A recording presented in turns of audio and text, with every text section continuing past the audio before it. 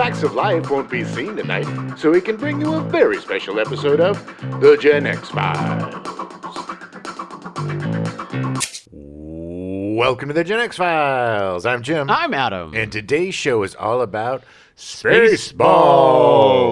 Spaceballs. Watch out. Spaceballs. The whole movie is worth it for the end. Oh, yeah. Oh, that song is amazing. All right, well, take yourself back to 1987. Ooh. February 23rd, SN1987A, the first naked eye supernova since 1604 is observed. What? Yeah. Oh. You could see it with your naked eye. Okay, quit saying naked eye. What? It's what it's called. Creeping everybody out. March 30th, the 59th Academy Awards take place in Los Angeles with Platoon winning Best Picture. Yeah, Platoon. That was funny. That was hilarious. It was the best comedy, the only comedy to ever win the Best Picture. No, that movie was pretty rough. It was. I still have flashbacks from the Vietnam movies of the 80s that I had to watch. It's true. It's very true. May 11th, Nazi Klaus Barbie goes on trial in Lyon for war crimes committed during World War II. Now, you know, when I read your script, I looked down and I was like, Nazi Barbie? And then I was like, oh, okay. Because I thought there was like a Nazi Barbie that I didn't remember the Nazi Barbie coming out in 87. Yeah. It was foretelling things to come. She was very blonde. June 24th, Spaceballs opens to mixed reviews. Spaceballs. Since then, Spaceballs has become a cult classic, being quoted by nerds everywhere. Yes. Yeah. I distinctly remember going to brunch with my friend Ben and his family in the early 90s, and Ben and his brother Adam. Literally word for word, the entire jam scene. So, let's go to the origins of Spaceballs. Obviously, it starts with the legendary Mel Brooks. Oh, yeah. Brooks was born in Brooklyn in 1926. Mel Brooks was actually not his given name. His given name was Mel Kaminsky, but he eventually changed it because of the... Anti-Semitism? No, because of the musician Max Kaminsky. Oh, okay. He changed his name. Anyway, he was born in Brooklyn in 1926. His father died when he was 2 at the age of 34 from tuberculosis. Same age as my father. Yeah. He died, except Yeah. I was 3. Oh, yeah. He said about his father's death... There's an outrage there. I may be angry at God or the world for that, and I'm sure a lot of my comedy is based on anger and hostility. Growing up in Williamsburg, I learned to clothe it in comedy and spare myself problems like a punch in the face. Brooks was small and sickly and constantly teased about his smallness by his classmates. I get what he says, though, because Yeah.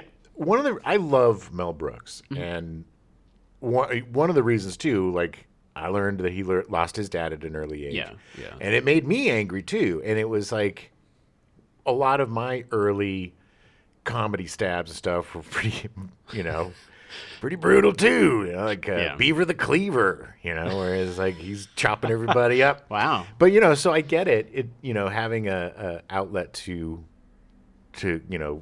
work through that anger in a more productive way is definitely a positive. Yeah, for sure. I mean, rather than being angry, definitely. Although I did take some punches and give some punches in the face. I wasn't sickly as a child.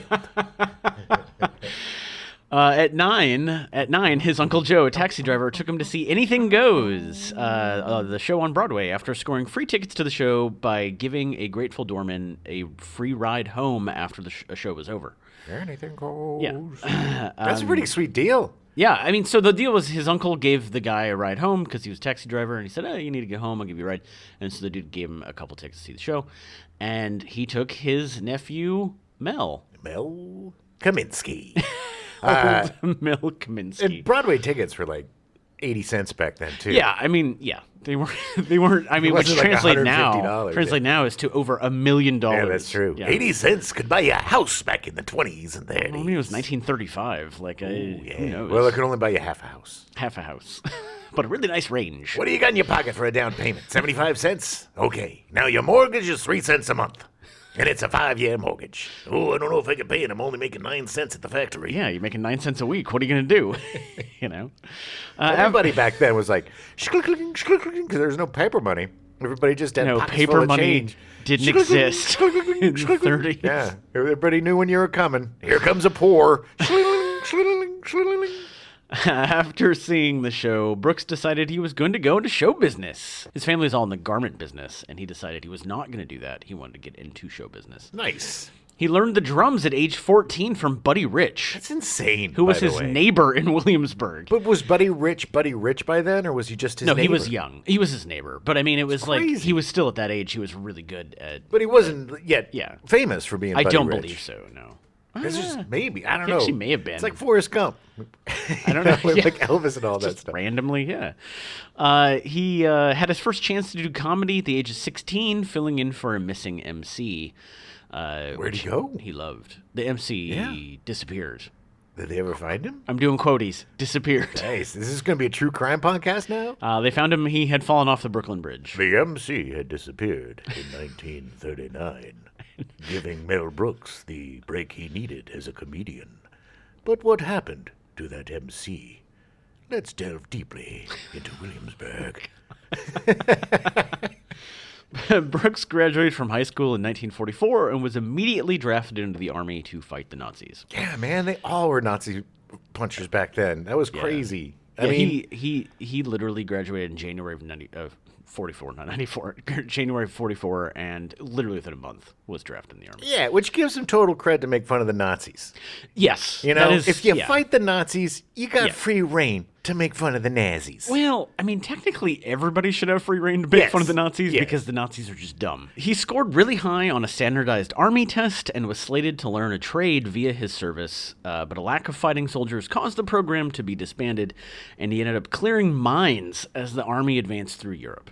Yeesh. He was literally going to learn mechanical engineering, and then they were like, yeah, we don't have enough soldiers, so go, hey, Jokey, go crack jokes while you pick up the mines so we don't all blow up. Here's a gun and an instruction manual, don't die. Hey, funny guy. Yeah, why don't you go get those mines? After the war ended in Europe, he organized shows for American and captured German soldiers. Because he was still doing his tour and he was forced to stay in Europe after VE Day. So he took his show business acumen and made it work for the soldiers. Is this through like USO or was just? No, I think it was just him. I think it was him just setting up shows. Yeah. Well, you know, after the war ended, a lot of soldiers were still there and a lot of them were super bored. Yeah, there was really nothing to do. Yeah. Brooks started writing for Sid Caesar's variety show, Your Show of Shows, in 1950 alongside Woody Allen, Neil Simon, and Carl Reiner. That show was really a breakout for comedy. Like a lot of, I think George Carlin even might have started on there. Yeah, it was a long list. Back when Carlin was a standard comedian. He was a joke teller. Yeah. Let me tell you about my wife. Your Show of Shows was pretty groundbreaking for the time. The comedy wasn't just your standard... comedy. It had a lot of like Imogen Coca was on it. There was a lot of like funny females, and it also had this kind of it was smart dumb because you had like Woody Allen and Carl Reiner and Woody Allen and I mean I said Woody Allen twice and Mel Brooks. Jesus, he was in twice. He wrote twice. Yeah, he was after the kids. No, you will lock up your daughters. Woody Allen's writing. Actually, just lock up his daughters. But daughters are fine. But yeah, I mean, it was a great place for these guys to cut their teeth because you have to realize that this is kind of a bridge between like vaudeville and television. Yeah. And television is relatively new after World War II, and it's much more of kind of a live performance type of thing. So it was there was a lot of moving parts, and it was a great way for him to like work fast and write fast. And, it's a boot camp. You definitely learn your trade very quickly. Exactly. It was like the precursor to Saturday Night Live. Yeah. Every once in a while this happens with comedy shows like this. It's just one of those things that happens. There's a show where at least Your Show of Shows did very well. It ran for 4 years. In 1960, Mel Brooks moved to Hollywood and created The 2,000-Year-Old Man with Carl Reiner, which led to a comedy album that sold over 1 million copies. If you haven't heard the bit, it's hilarious. Yeah, it's very funny. It's Carl Reiner and Mel Brooks, and Carl Reiner is an interview, and he's like, I'm interviewing the 2,000-year-old man. How are you doing? And, oh, boy, I'm a 2,000-year-old man. I am so tired. And, it's such a great bit. He goes through history, and they did it again, I think, like 70 years later or something, before Reiner died, and it was still just as funny. When they did it back in the 50s. Yeah. It's a great conceit. It's very funny. He won an Academy Award for The Critic, a short animated film about art house movies that he acted in. Technically, I don't think he actually got an award for that. Although it was his idea, and then he handed it off to another guy, and he did the... essentially, it was just him doing a running monologue of critiquing art house movies and how bad they are. He handed it off to John Lovitz. I'm the critic. In 1965, he created Get Smart with Buck Henry. Buck. Yeah. Mother Buckin' Henry, man. One of the greatest comedy writers of all time. Yeah. So instrumental to Saturday Night Live. Yeah. So instrumental. Get Smart was such a groundbreaking show. It was so different than everything else that was out there. Yeah. You'll see is Mel Brooks is definitely, he does not play by the rules. No. and does his own thing, and yet somehow it's still very popular. He said about Get Smart, I was sick of looking at all those nice, sensible situation comedies. They were such distortions of life. I wanted to do crazy, unreal comic strip kind of thing about something besides a family. No one had ever done a show about an idiot before. I decided to be the first. Also, you'll realize as we go through that Mel Brooks is so hard on himself. Oh yeah. Well, yeah. That's the self-deprecating, self-loathing of the comedy man. That's you know, true. it all comes from pain, baby. The funniest guys have some of the hardest lives. That's very true.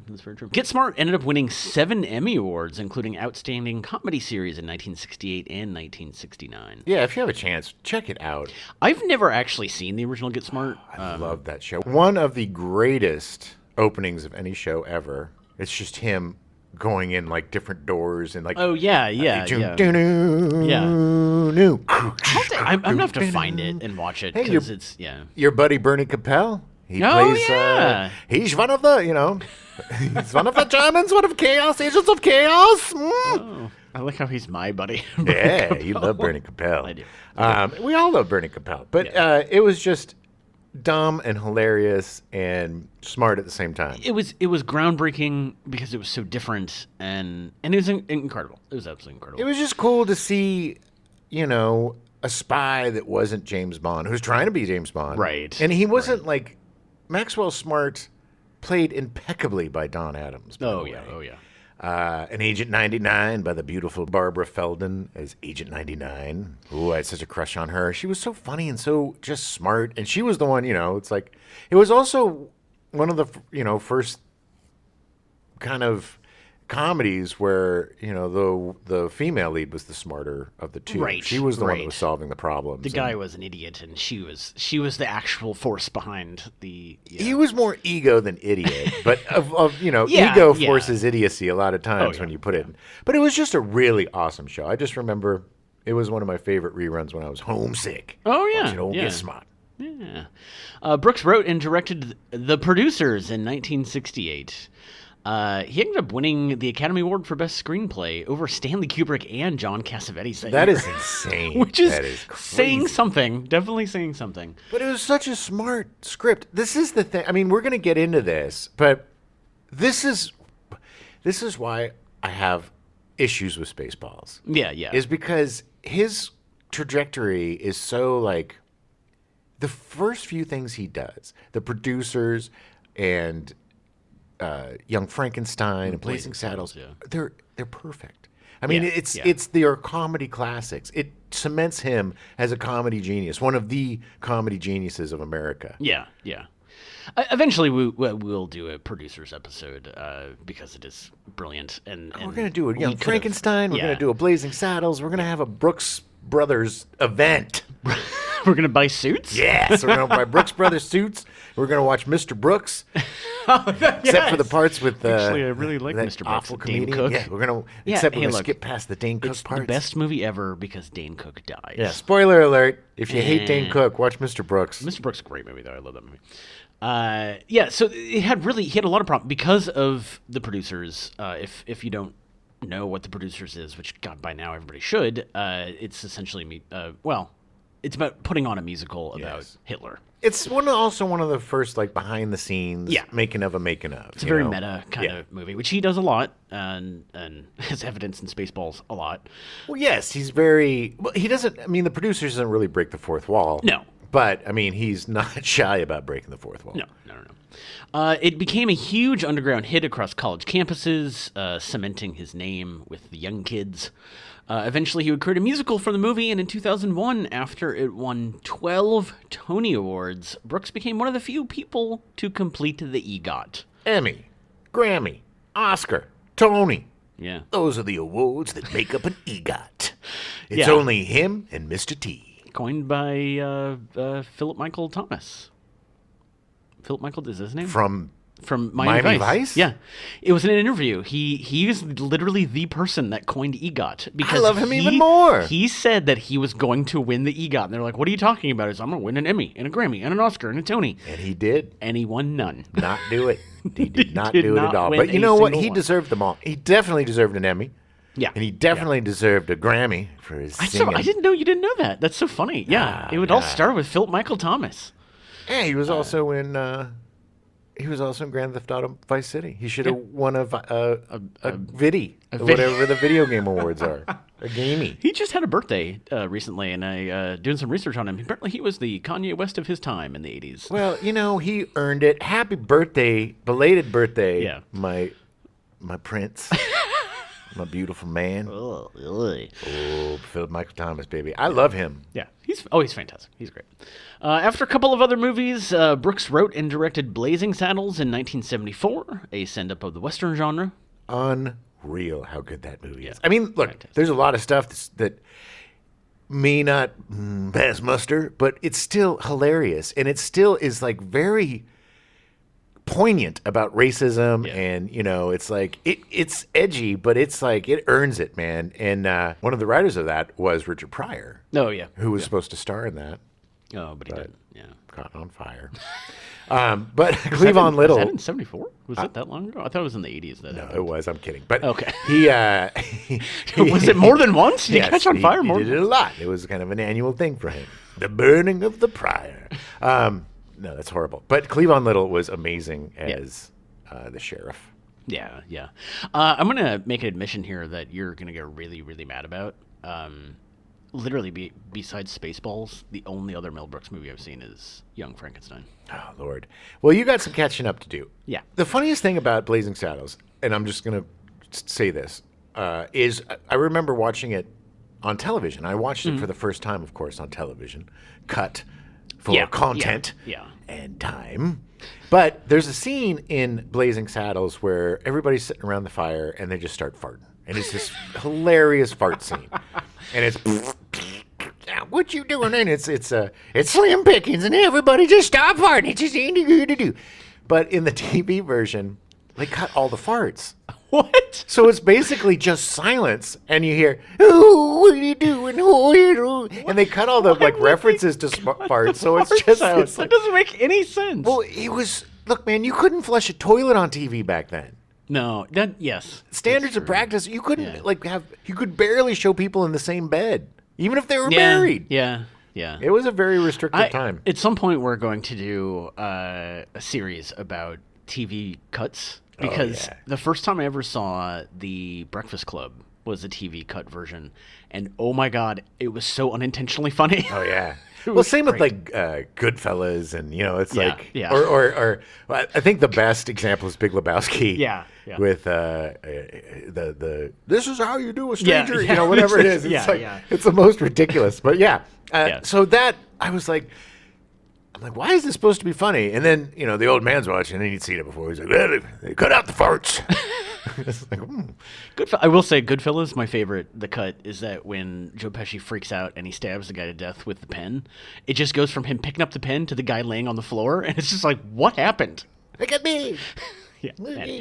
Anyway, also released in 1974, he wrote and directed Young Frankenstein, a send-up of Universal monster movies starring Gene Wilder. Back-to-back classics, two of the funniest comedies ever. And Young Frankenstein is an absolutely perfect movie. Yeah. And it even if it wasn't a send-up, here's the thing about his spoofs. Yeah. They don't need to be spoofs. They're standalone good movies. And Blazing Saddles isn't really a spoof of anything. Yeah. It spoofs westerns and Hollywood In general, but nothing specific. I mean, the ending basically is a chase onto the lot, and they're all in cars and shit by the end. It's so absurd. Blazing Saddles is a Warner Brothers cartoon. It's a Bugs Bunny movie with Cleavon Little playing Bugs Bunny. Right. And Young Frankenstein is just Gene Wilder. There's certain pairings, De Niro and Scorsese, and Kirk Cameron and everyone that he's ever worked Robin with. Thicke. No. Why did you go to Kirk Cameron? I just love Kirk Cameron. I miss him. I miss the old Kirk, the guy that was crazy. He does YouTube videos if you want to see. The old Kirk. Oh, okay. That's who I miss. The original Kirk. Yes. Oh, yes. Classic Kirk. Classic Cameron. The little troublemaker. But no, I mean, there's certain pairings, and Mel Brooks and Gene Wilder. Yeah. Oh yeah. That's one of the things that's missing from Spaceballs is Gene Wilder. Yes. 100%. And Mel Brooks freely admits that. The only reason he started starring in his own movies was because Gene Wilder stopped working with him. Yeah. And I don't think it was like I don't think there was any animosity or anything. I think it was just that Gene Wilder was getting a lot of other work, and he's making a lot more money with Richard Pryor doing movies with him. That's true. That's very true. In 1976, Mel did the Mel Brooks treatment to silent film in his movie Silent Movie, which was really good. It's a silent movie. Yeah. I mean, there is no dialogue. I think there's one word. From Marcel the mime. Yeah, Marcel Marceau, who is a mime who never speaks, and he has him speak, which is the genius of Mel Brooks. Yes, exactly. There's a hilarious scene. And another Mel Brooks guy that's missing from Spaceballs, and I'm not sure if he had passed by then, but it's Marty Feldman, who was one of the most hilarious guys. And not just because he had crazy eyes. Right. The crazy eyes helped, but the impeccable comic timing and everything about him was just absolutely unbelievably funny. And I think there is the thing about Brooks is there are guys that get it, and there are guys that don't. And I think with Spaceballs, unfortunately, a lot of the actors didn't get it. Like they didn't. Yeah. It didn't click like it does with everybody who's like. Yeah. If you look at Young Frankenstein, everybody's in that movie. I mean, and they're in head to toe, and there's no winking at even if they're winking at the camera, they're winking at the camera in character. There's it's impeccable. Same thing with Blazing Saddles. There's a lot of goofy stuff going on, but it's goofy stuff with guys that came from that era. These guys all came from that type of comedy.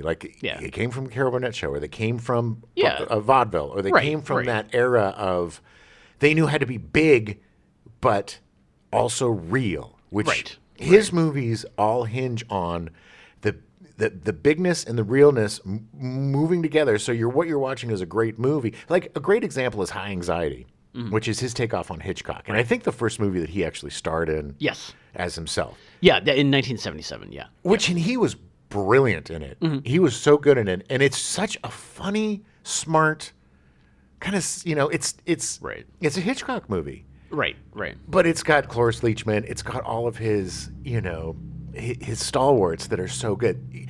You didn't have any Leachman. You didn't have Marty Feldman. You didn't have, all the guys. It definitely, and we'll get into this more after we get to Spaceballs. But if we ever do. But yeah, it definitely felt like it was a little. It just seemed like he was tired. It's very 80s, and with a lot of 80s stuff, it's kind of lazy. I don't know how to explain it, but there is a aspect or a quality to some 80s movies that it's in all of the 80s movies. I don't know if it was the crew was all coked up, or I don't know what the secret ingredient was to give it just. It could be the editors, because it's the pacing, I think, that just there's is a little definitely off. Definitely in Spaceballs there's some stuff that just holds a little too long. And maybe it's because it's now we just are used to a faster pace or faster editing or something. Maybe, but if you watch, I don't get that same thing with Blazing Saddles, and I don't get it with Young Frankenstein, High Anxiety, and in Silent Movie, one of the greatest scenes is you have Burt Reynolds taking a shower, and he's soaping himself up, and then another hand comes up, and another hand, and another hand, and Dom DeLuise and Marty Feldman are all in the shower with him, and he notices, and then there's the silent scream, and it's like scream on it. It's just it's not a perfect movie, but it's such a cool experiment in the 70s to make an actual silent movie. Yeah. It takes a lot of guts, and it also shows the power that he had, that the studio was like, oh, silent movie? Okay, I guess we're going to save a lot on sound. No mag stock. In 1981, he released History of the World Part 1, a satirization of historical spectacular films in which he wrote, produced, directed, and played 5 different characters. Yes. Piss boy. One wasn't enough. The movie ended with a tagline suggesting that a sequel would be called Jews in Space. That was a really funny movie. Yeah. And they're actually, what he's working on now Yeah. is History of the World Part 2. Yeah. Actually, we just worked with somebody working on that Yeah. right now. So that's coming. It's more of a sketch type movie. Yeah. And it's a series. It's not a movie. Yeah. It's a series. So it's going to be, But he's working with some of the greatest, comic. I mean, hell, how can you say no to Mel Brooks? No, I mean, everybody. Who would, I wish I was in it. Yeah. You might still. Who knows? He's getting old. So after the success of the Star Wars films, Brooks realized that the genre would be ripe for the satirization treatment. He fully admits that he's like, I've ruined all the other genres. Might as well ruin this one too. Spaceballs was not the first film to satirize Star Wars. Oh, no. In 1978, there was a short film called Hardware Wars, which made the writer-director a ton of money. Like, he made like $500,000 off this. Oh, yeah, because, people were clamoring for anything Star Wars. Yeah. And this was a really clever parody made with, like, an iron. I mean, the Hardware Wars was all, like, it was so... all the ships were just household crap, Yeah. And it was very silly, and I remember seeing it in like short film festivals. And you would like look for it. You would search out Hardware Wars. Yeah. You would try to find it. It was extreme. You can find it now on YouTube. People love parodies. Yeah, they do. They really do. George Lucas himself said that Hardware Wars was a cute little picture. Yeah. So, yeah. It was a cute little picture. Exactly. So Brooks wrote his untitled space opera satire with Ronnie Graham and Thomas Meehan, who both co-wrote the Mel Brooks produced film To Be or Not to Be.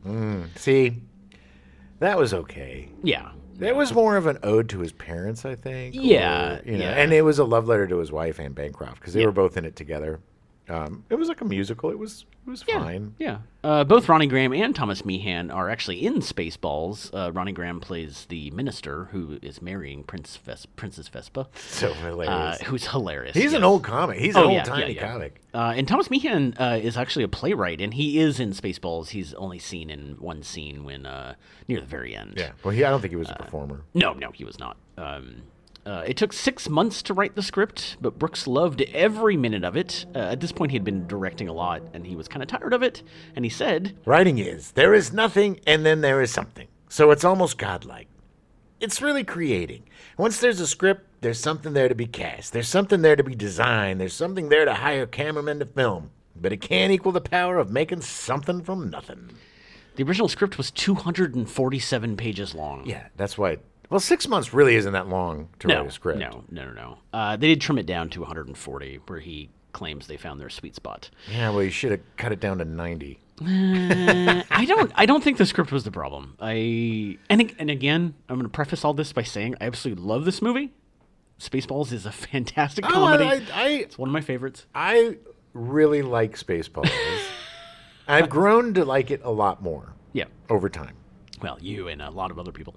The writers settled on the title Planet Moron, but then they learned that there was a British science fiction spoof called Morons from Outer Space. The writers decided to go through letters of the alphabet to find another word to add to space for the title. As they were doing it, Brooks spilled a drink and shouted, "Balls!" And Ronnie Graham shouted, "Spaceballs!" The name gave them the idea that the movie villains would then wear ball-shaped helmets. Nice. Yeah. Upon completion of the script, Brooks knew he would need to get George Lucas's blessing to do the film. So he sent the script to George. George read it and approved of it, but had a couple of conditions. Spaceballs could do no merchandising for the film. Don't you dare get into the merchandising, because that's where my money is. Yeah, that's 100% true. Lucas was worried that people would confuse Spaceballs action figures for the Star Wars action figures, which all of this led to Mel Brooks creating the merchandising scene with yogurt. Very funny. Yeah, it was very merchandising. And the other thing that Lucas told him he could not do was he could not dress Lone Star like Han Solo. So Brooks instead dressed him like Indiana Jones. Yeah, Indiana Jones if he was going to Home Depot on the weekend. Low-rent Indiana Jones, yeah. He had some khakis and checkered shirt. It was the most simple costume ever. Yeah, I mean, he could just have literally driven up, yeah, in his, I don't know what he was driving at the time, probably a Jeep. Yeah, probably. And then just be like, hey, slap a little makeup on my face and I'm ready to go. George Lucas was impressed enough with the script that it not only gave Mel his blessing, he agreed to have ILM do some of the post work on the film. I think when George asked him, Mel was essentially like, I can't say no. Yeah. I mean. Well, why would he? Yeah. I mean, ILM is the best. Right. And it also gives him, it gives a more realistic. Oh, yeah. Deal to why? Yeah, exactly. Go to the source. So Lucas also gave them an unused shot of an escape pod blasting off from Star Wars, which made it into the final cut of the film when the Mega Maid is exploding. Mega Maid. Yeah. Brooks settled on a budget of $22.7 million, his highest budget up to that point. Which was more than all of the 3 Star Wars films put together. Yes. And I think more than every movie that up to that point that Brooks had done. Combined, if I recall correctly. He did end up spending $30 million on Dracula Dead and Loving It in 1995. That was a mistake. Which did not earn its money back. No, that was sad. Because that was like the end of 2 great comedic careers. So not the end, but it was just like.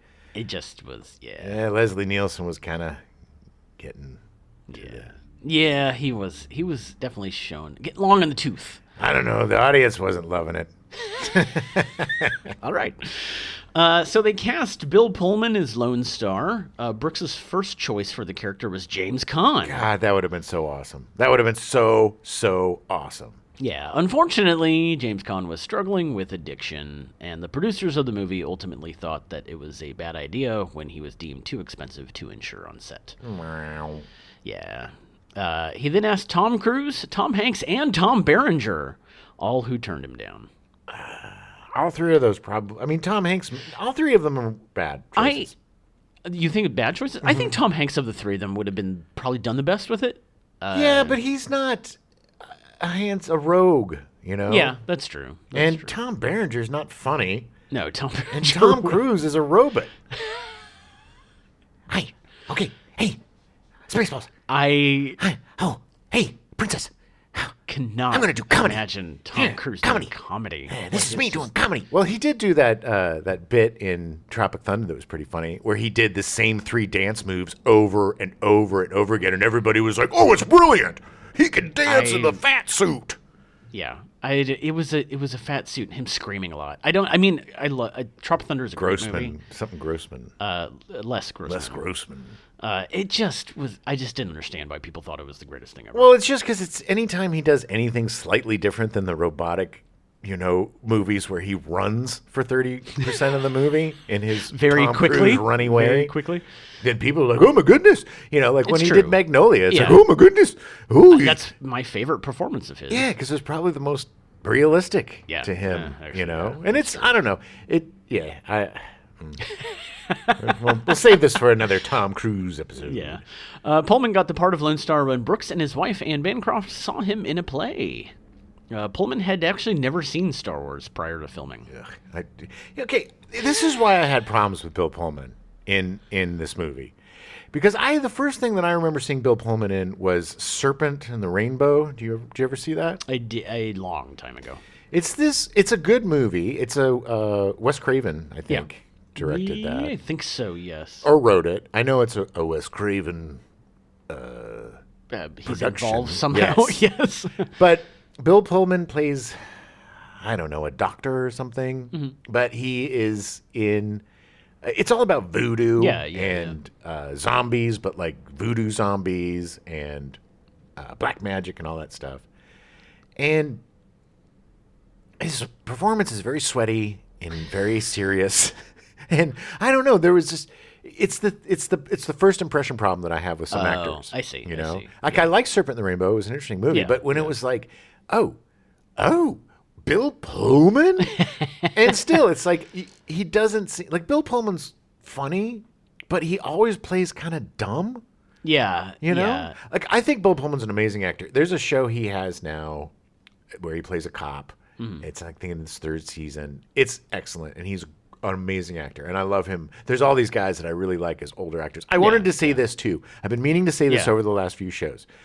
I give a lot of shit to the guy from Mad About You. Paul Reiser. Paul Reiser.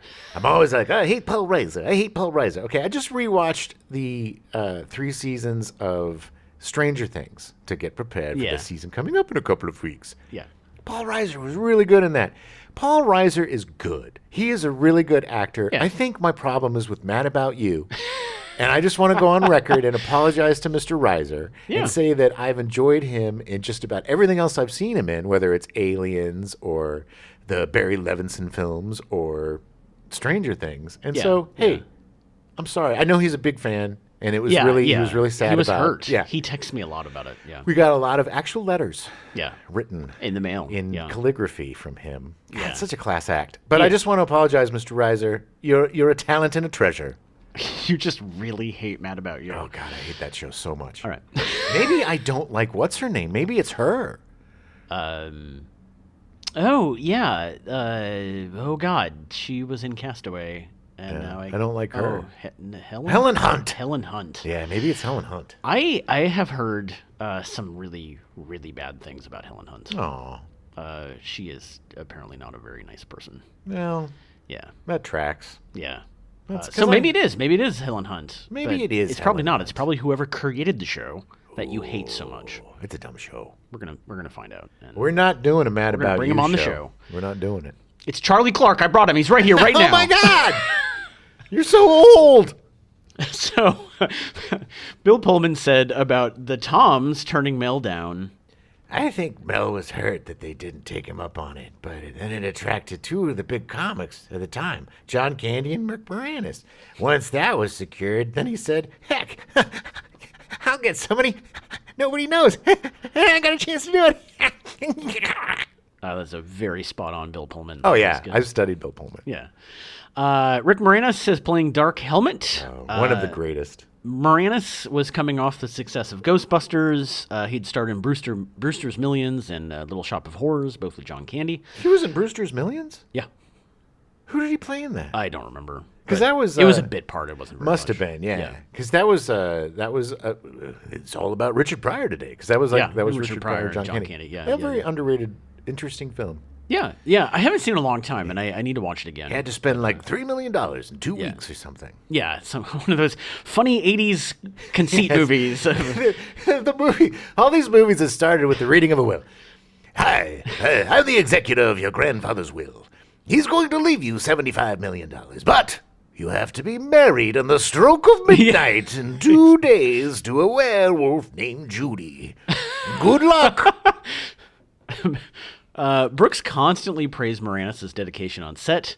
Moranis suggested the voice change when the helmet came down. He's the best part of that movie, hands down. He gets it. Like you were saying, is that he was in it the whole time. Mm-hmm. It was never the winky nod, like, "Hey, look at me doing the funny movie." He was Dark Helmet the entire time. Oh yeah. Brooks thought it would be funny if Dark Helmet played with the Spaceballs dolls, so he asked Rick Moranis to improvise the scene, and they did it all in one take. One of the best scenes in the movie. Yeah, it's so one of the funny. best scenes. Although I don't understand why some of the action figures have bases and some don't. I mean, are they action figures or are they statues? Because it doesn't seem like they were articulated. I'm pretty sure that they were just the models. And it didn't look like Daphne Zuniga at all. It didn't look like Bill Pullman either. No, it was very disappointing. They could have made action figures. All right. Rick Moranis actually suggested John Candy play Barf. So John Candy got the part. As Barf. Well, they not only worked together in a ton of films, but they came up together Yeah. in SCTV, in Canada. In Canada. It was all about comedy. Yeah. Candy had done a couple of lead roles prior to this in Summer Rental and Armed and Dangerous, but the movies didn't quite catch on. He didn't quite catch on as lead player. No. He was better as doing either co-starring or eventually he could do lead stuff. Summer Rental was really funny. Yeah. I think that was underrated. Armed and Dangerous wasn't really that great. And then there was that one where he was like the soap opera writer or something, and then I think that came later. that was pretty funny. Yeah. Well, eventually he could pull a movie himself. Well, he was great, and then he started doing drama, and he had a great career ahead of him, and then he died. It was all because of Planes, Trains, and Automobiles that he kind of revitalized his career. Oh yeah. I mean, in Spaceballs too, to a certain extent. But I like me. I like me. he was so good in that movie. Let's listen to our episode about Planes, Trains, and Automobiles. Yes. Yeah. The original look for Barf was for the character to wear a full-face bulldog mask. But when Candy was cast in the role, Mel Brooks thought it would be ridiculous to hide his face. He said, If we're going to hire John Candy, if they were going to hide John Candy behind a mask, you might as well hire someone else for half the price. After the full mask was scrapped, a nose and upper lip piece was tried. Candy approved, but Brooks hated it. I hate it. They finally settled on animatronic ears, a small nose, and a patch over one eye to look like the dog from Our Gang. It's just drawn on the nose. I mean, it's the worst makeup. But so it's funnier. simple. Yeah. It's a lot more. It's a lot funnier that they just drew a patch on his eye and put some cork on his nose. Well, I think the patch has some like fur or something. Like it's a white fur. Yeah, it's weird. It's definitely got some like texture to it. But anyway, I was when we watched it recently, I was paying a lot of attention to his face. Yeah, you were. Despite the simple look, it still took 3 people to operate the costume. Candy would move the tail with a hidden control in his paw, and 2 crew members would each control an ear off camera. The entire contraption was powered by a 30-pound battery that Candy wore on his back. Nice. That's insane to me. To just control some ears? Well, things were different back then, man. Servos were huge. That's true. We didn't have tiny little microchips, baby. It was the 80s. Computers filled a room. Well, not really, but they were pretty big. Yeah, in the 80s, yeah. Daphne Zuniga is cast as Princess Vespa. I think it's Zuniga. Is it? Mm-hmm. I'm going to say Zuniga. You say Zuniga, right. I say Zuniga. You say Beluga, I say Buliga. Brooks first saw Daphne Zuniga in Rob Reiner's The Sure Thing in 1985. Great movie. And she was his first choice for the character. Because she basically plays that part in that movie. It's with John Cusack. It's a fun road movie. Very fun movie. It's a good movie. Rob Reiner directed it, I believe. Yeah, he did. Zuniga initially found Brooks' film parodies too crass and not funny. Not too funny. But after working with Brooks, she said, I have this image of Mel as totally wacko and out to lunch. And he is. But he is also really perceptive, real sensitive in ways that make actors respond. Wow, she really draws out that last syllable. She's an actress. Yeah. Joan Rivers was cast as the voice of Dot Matrix, the droid that helps Princess Vespa. I think that is one of the funniest bits in the whole movie is her name. Dot Matrix, yeah. It's just printer. so funny. It's great. It works so well. The robot was designed to look like Joan Rivers as she was cast very early on. Can we talk? Exactly. Lorene Yarnell provided Dot Matrix's on-screen physical performance. Oh, yeah. Yarnell was part of the famous married mime group Shields and Yarnell. Oh, my God. If you're my age, then you know Shields and Yarnell well, because they would pop up on every variety show ever. Johnny and Marie, Oh, here's the Dolly Partner. Super special. There's Shields and Yarnell doing country mime. Oh, hey, look, it's the Kiss special. I guess we're gonna have Shields and Yarnell doing metal mime. It was just like they were just. There was a time when mimery was actually on television. Can you believe that? Yeah, it's weird. There was and not just them. There was also Marcel Marceau, who is just like one of the most one of the most famous mimes of all times. But yeah, man, we had to put up with a lot of mimery back then. A lot of mimery. 6 complete Dark Matrix suits were built for Yarnell to wear, and they used all of them due to them being broken on set. Yeah, she mimed the shit out of those suits. Mel Brooks played Yogurt and President Scroob. Mel Brooks says he wouldn't have played roles like Yogurt if Gene Wilder hadn't abandoned me to do his own movies. Yeah. The gold-colored makeup for Yogurt actually gave him a terrible rash on his face and neck, necessitating the shooting of most of Yogurt's scenes out of sequence, and his knees were hurting constantly since he had to walk around on his knees even though he was wearing knee pads. And, of course, Scroob is an anagram of Brooks. Scroob! You could not figure that one out. He's always great, though. I mean, he played a very similar character in Blazing Saddles. Yeah. You know, he plays the little mustachioed. I just love how it's like this is what I love about Mel Brooks, is that the villain in Spaceballs is a 1923 villain that should be putting somebody on the train, putting the Daphne Zuniga on the train tracks, and twiddling his mustache. Ooh, he's all he's missing is a top hat. His very drawn-on mustache. Yes. Ooh, his little pedophile mustache. George Weiner was cast as Colonel Sanders. Nice. Sanders was originally offered to Steve Martin. It would have been interesting. He would have been great. He would have been great, yeah. Weiner is kind of a low-rent Martin. He's got the same kind of cadence. He could have been the understudy for any part Steve Martin's ever played, except for 100%. Maybe the jerk. But Martin was doing his own thing back then. I'm sure he turned it down because it was not. It was a small part in the movie. But that's the thing, man. Not to say that George did a bad job as Colonel Sanders. He was great. Yeah, he was fantastic. He understood. He's one of the the Mel Brooks players who really understands how the movies work. But if we would have had like James Caan and Steve Martin and Gene Wilder in these parts, then we would have had the classic movie. Classic Mel Brooks movie, yeah. Yes. Weiner, however you say his name. You say Weiner, yeah, I exactly. say Weiner. He's had a long TV career, appearing in dozens of TV shows, particularly with Stephen Bochco, appearing in the Bochco shows Hill Street Blues, Doogie Howser, MD, Brooklyn South, NYPD Blue, and LA Law. Not a lot of people know this, but he helped Bochco bury a body back in the late 70s. And he lives in the Bochco. I'm going to help you bury this body, but you got to give me a job on everything you do. Every show. And he was like, yeah, I'll do it. But the strange thing is the body they're burying was just a possum that he accidentally hit with his car. So I don't know. He'd also worked with Brooks on To Be or Not to Be, his previous film. Not a lot of people remember that movie.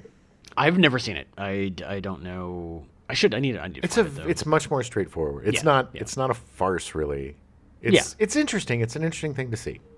Dick Van Patten was cast as King Roland. Van Patten is most well known for playing the dad on 8 is Enough. Oh, yeah. He'd worked with Brooks on High Anxiety. He was freaking hilarious. He gets it, too. Patton is an old school comedian. Those guys get comedy in a way. That's the thing with the Brooks type of comedy. It's very old school. Like I said, kind of like the Warner Brothers cartoons. Yeah. Very slapsticky. But there's a fine line between being too big and too, there's a sweet spot in that kind of satire that you have to hit. And Van Patten was one of the guys that was hitting in the spot. Air! Yes. I'm breathing air! Yeah. It's fantastic. Michael Winslow as the radar technician on Spaceball 1. Michael Winslow, known as the man of 10,000 sound effects. And this is the funny thing, is that I looked it up because I was like, oh, he was in a police academy before this. Before Spaceballs came out, did you know there were 4 police academy movies? Yes, and I think after this came out, there were 4 more. 4 or 5, if I recall I don't know if he was in all of them. I don't think so. He might have been. I think it got to the point where there was nobody of the original cast was in them. Yeah, the last one was just called Police Academy. Who are all these guys? Mel Brooks estimated that Winslow saved him about $1,000 by letting him do his own sound effects. That guy is insane. Wow. He is so talented. Yeah. He would do stand-up, and it was just, he had this tiny little device that he could use that would just turn his mouth into everything. And just recently, I think it was on America's Got Talent. Yeah. He came back because his kids were like, Dad, you're so talented. Let's reintroduce you to a new group. And he went on and he killed it. And it's just good to see him back because that guy, he is an unsung hero and one talented, really funny guy. And not just the voices. Like if you look at his he's a good actor. He's got good comic timing. And the voices are just the cherry on top. Right. We love you, Michael Winslow. He's fantastic. He deserves more work. 100%. Yeah. If we had the ability, I would make a movie with my new best friend, Paul Reiser, and Michael Winslow as a couple of old buddies going to take their other buddy, his ashes someplace. Just see Paul Reiser just being annoyed by the sound effects all the time. Look, hey, could you just stop? Could you just stop with the electric guitar for 5 seconds? Come on, hey. Jimi Hendrix hated playing the guitar. Tom DeLuise did the voice of Pizza the Hut, although he was not in the suit. Oh, God, no. That suit was disgusting. It was so gross. It was worn by actor and special effects artist Richard Caron. When additional shooting was required, Caron thought that it was so gross that he refused to climb back into the suit. Caron, get in the suit. Come on, get in the suit, Caron. I ain't getting in that goddamn suit again. You can't get me. Fire me for I don't care. I'm not getting in that goddamn suit. It's disgusting. You see all that stuff dripping up? That's not pizza. That's glue. That's glue and boogers. Special effects artist Rick Lazzarini took his place instead. Stick Lazzarini in it. He created the animatronic ears for Barf. Those ears never worked. Stick Lazzarini in it. He also played one of the apes at the end. Oh, in the parody. Yeah. Although, contrary to rumor, one of them is not Michael York playing the ape, even though it sounds like him. It sounds more like... I thought he sounded a lot more like James Mason than he did. Probably, but I think at this point, James Mason would have been too old or dead. Yes, I think it was an impersonation of James Mason. But it's, more than an impersonation of Michael York. But Michael York was hounded constantly about being in this movie, to the point where he said that he has unsuccessfully tried to get the credit off his online resumes, but has given up on it. Yeah, and he wasn't in the original Planet of the Apes I don't know why. It was Roddy McDowall. Yeah, I don't know why they would have thought it was Michael York. Anyway. People's crazy. Sir John Hurt claimed that Mel Brooks talked him into self-parodying his role from Alien by making it sound like it would be a brief walk-on cameo. Only when Hurt came to the set did he realize the entire scene was an elaborate spoof of the chestburster scene from Alien. Hurt figured that he ought to have asked for an actual salary. Oh, no. Come on. Hey, it's nothing. You're just going to come on. It'll take you 15 minutes. It'll be nothing. We'll put you in the suit. It'll be really funny. It'll be nothing. Yeah. Well, why are you strapping me down? And what is You're making me do the chest busting scene again. No. It's like, there's a puppet. That is one of the greatest scenes too in the movie. Oh yeah, it was fantastic. It was the Michigan J Frog. Hello, my honey. Hello, my baby. Hello, my ragtime girl. The chestburster was actually created by ILM. It's one of the few things that they actually created for the movie. Nice. You could totally see where the puppet was controlled. Yes. It was the part that was outside the frame. Spaceballs, when released, would make over $6 million in its opening weekend behind Dragnet. Oof. Yeah, we want to talk about a stinker. Whew. Dragnet's not that bad, but it's not that good. At the time, it was pretty awful. Yeah. And it's like anything of the 80s. It gets a little less stinkier as time goes by. Right. Because you realize how stinky things have gotten since then. Yeah. Well, but yeah, it's odd to me that beat. Well, I guess because Tom Hanks was pretty big at the time. Tom Hanks and Dan Aykroyd. Yeah. I mean, Dan Aykroyd coming off Ghostbusters and stuff. Like, yeah. I mean, it doesn't surprise me. It was everybody was excited for Dragnet until they saw it. Yeah. Spaceballs would eventually take in over $38 million. So technically, I think it did turn a profit.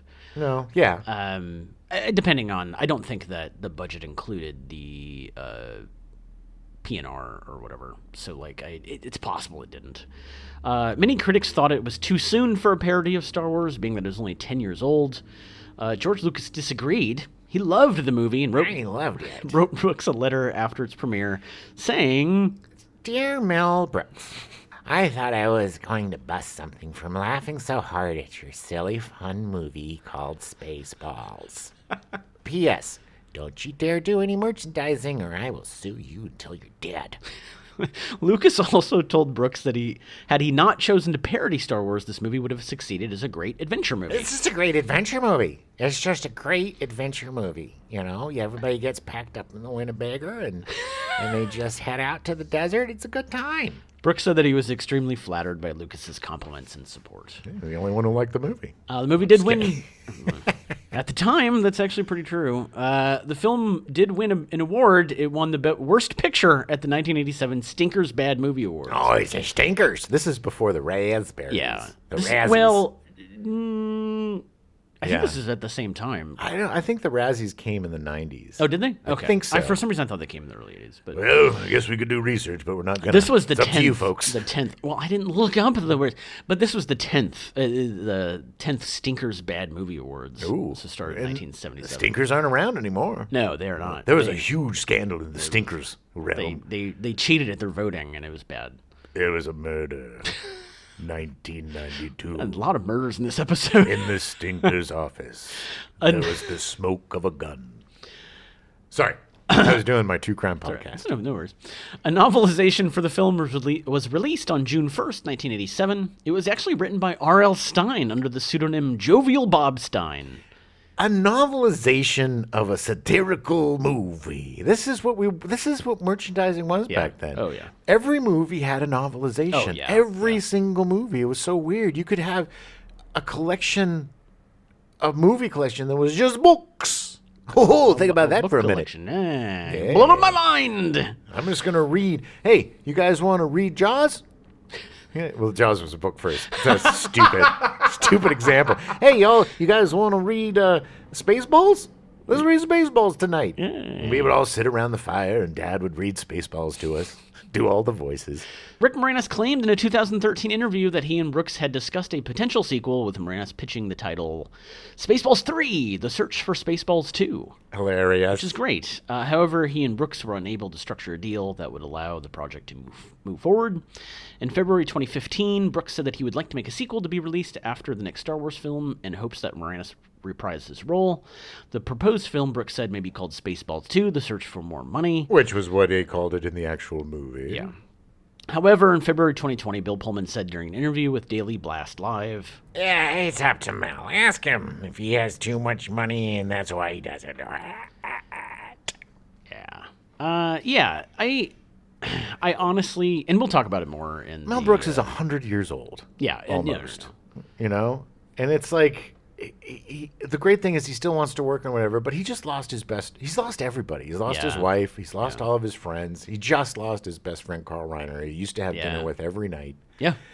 And God bless him for working and working on this show, but I just don't think the guy has another movie in him. I just think it's too much to ask. No. I think he's past his prime, and I just don't think he has the energy for it. Yeah. But this is what I was trying to get to. But he's 100, and he's still working. You know, I mean, he's still writing, and he's still funny.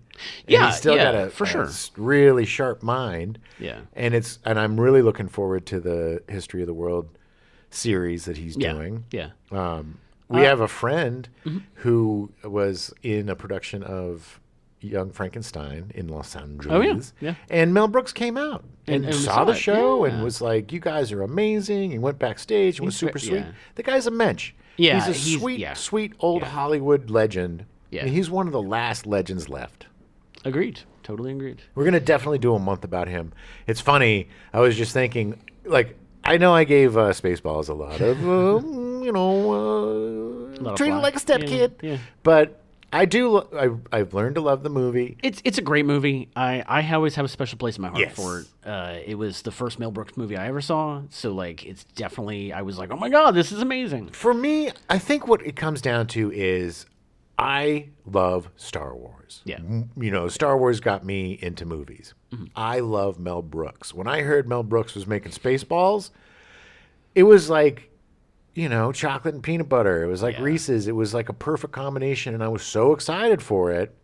But it didn't live up to the hype for me. You know, it didn't live up to the quality of his earlier films. And I was also older. Right. You know, I was a shitty high school guy. I hate everything, man. Nothing's cool anymore because I'm too cool for school. Yeah, that's what I sounded like. But now I can see it for what it is and enjoy it for what it is. And I think the most enjoyable thing is watching he and Moranis and even Weiner. George. The three of them. Yeah. That's the highlight of the movie. Oh, definitely. When we're dealing with the Spaceballs. Yeah. We'll be back next week with a Stepdad show. Yeah. We're going to talk more about how much we love Star Wars and how much it changed our lives. Yeah, and Star Wars related stuff. And Star Wars related, yes. And I'm going to stop doing that voice, hopefully. Good Lord. He won't. Never! I may... God, sorry, I keep skipping over. I can't side-eye these things. But they then learned there was a British science... Wow. We now return you to your regularly scheduled programming. Funky Phantom, already in progress.